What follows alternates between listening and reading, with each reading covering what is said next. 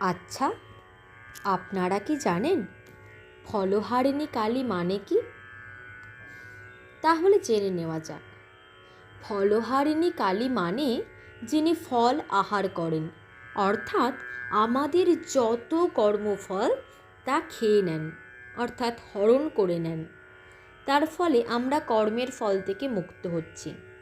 আমরা তো কর্মের বন্ধনে আবদ্ধ হয়ে আছি, মা কালী সেই কর্মবন্ধন ছিন্ন করে দিচ্ছেন।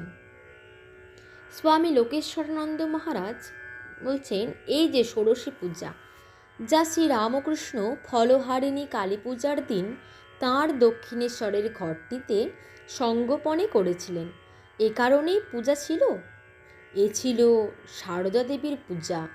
তাকে পূজা করে কিভাবে এবং কতভাবে তাকে শিক্ষা দিচ্ছেন ঠাকুর। এর সঙ্গে এরকম ব্যবহার করবে, ওর সঙ্গে এরকম ব্যবহার করবে, তার সঙ্গে এরকম কথা বলবে, এরকমভাবে চলবে ফিরবে, সব কিছু তাকে হাতে ধরে শেখাচ্ছেন। জগজ্জননীর সঙ্গে তাঁর যে নিগুড় ভালোবাসার সম্পর্ক, যাকে এক মুহূর্ত না দেখে তিনি থাকতে পারেন না, সেই মাকে ঠাকুর সারদা দেবীর কাছে উন্মোচিত করেছেন। সেই মাকে চিনিয়ে দিচ্ছেন। শ্রী শ্রী মায়ের জীবনে ওই মাকে এনে প্রতিষ্ঠা করেছেন। শ্রী শ্রী মাকে জগজ্জননীতে রূপান্তরিত করেছেন। শ্রী শ্রী মা সারদা দেবী হয়ে গেলেন ত্রিপুরা সুন্দরী ষোড়শী। শ্রী রামকৃষ্ণের যদি কিছু বাহাদুরি থাকে, সেটি হচ্ছে এই যে সারদা দেবীকে কাছে রেখে ধীরে ধীরে তিনি তার পরিবর্তন ঘটালেন। সারদা দেবী বিশেষ কোনো সন্তানের মা নন, জগতের মা, সকলের মা, এমনকি শ্রী রামকৃষ্ণেরও মা। ষোড়শী পূজা করে তিনি এটি করলেন।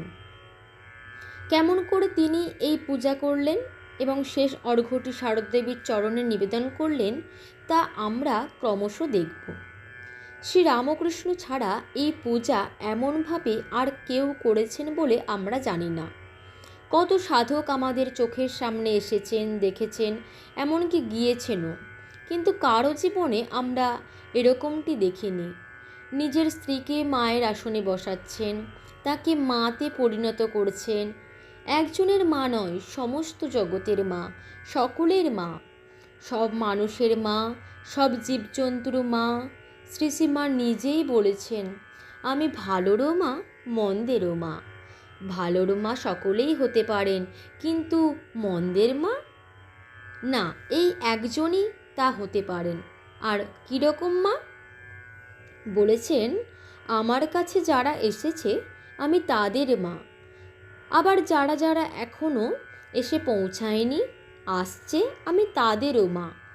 অর্থাৎ আমরা যারা তাকে দেখতে পাইনি, সেবা করার সুযোগ পাইনি, সেই আমাদেরও মা।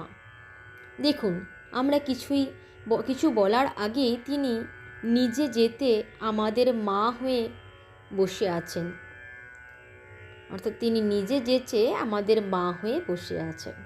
কিন্তু এই বিশ্বব্যাপী মাতৃত্বে তাকে প্রতিষ্ঠা করলেন কে? শ্রী রামকৃষ্ণ এই ষোড়শী পূজা করে।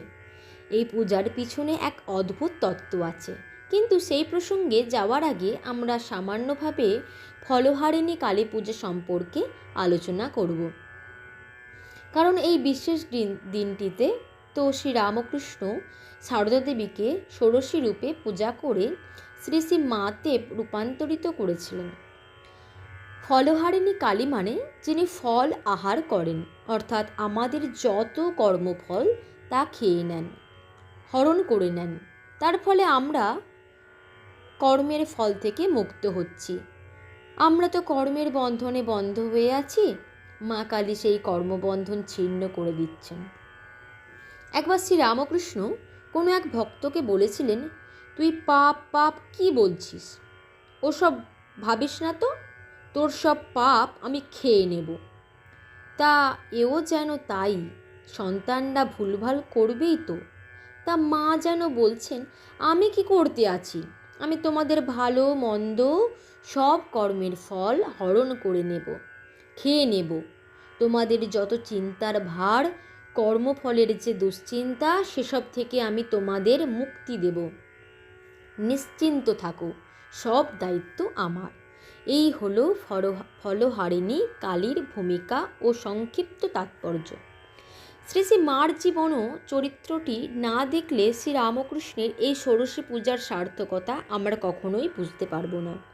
শ্রীরামকৃষ্ণ এই পূজা কেন করলেন? আমার মনে হয় এর দ্বারা ভবিষ্যতের জগৎ জোড়া রামকৃষ্ণ ভাবান্দোলনে শ্রী শ্রী মায়ের ভূমিকাটি তিনি আগে থেকে চিহ্নিত করে গেলেন। শ্রী শ্রী ভূমিকাটি এক্ষেত্রে শ্রীরামকৃষ্ণের চেয়েও যেন বড় বলে মনে হয়। এই যে কলকাতায় বইমেলা হয়, প্রায়ই শুনি যে সেখানে সবচেয়ে বেশি বিক্রি হয় মায়ের বই। মার নামে অসংখ্য বই বেরোয়। সব বই যে খুব ভালো তা নয়, কিন্তু তা সত্ত্বেও মায়ের নামাঙ্কিত যেসব বই, তার প্রচুর চাহিদা, লোকে কেনে। যেন বইয়ের মধ্য দিয়ে তারা মাকে পাচ্ছে, মার সঙ্গে তাদের একটা যোগসূত্র সৃষ্ট হচ্ছে। তারা ভাবে মায়ের এই বইটি আমার ঘরে থাকবে, আমি পড়ব। মায়ের আশ্রয়ে আছি আমি, আপদে বিপদে মা আমাকে দেখবেন। মাও যেন বলেন, আমি আছি, ভয় কি?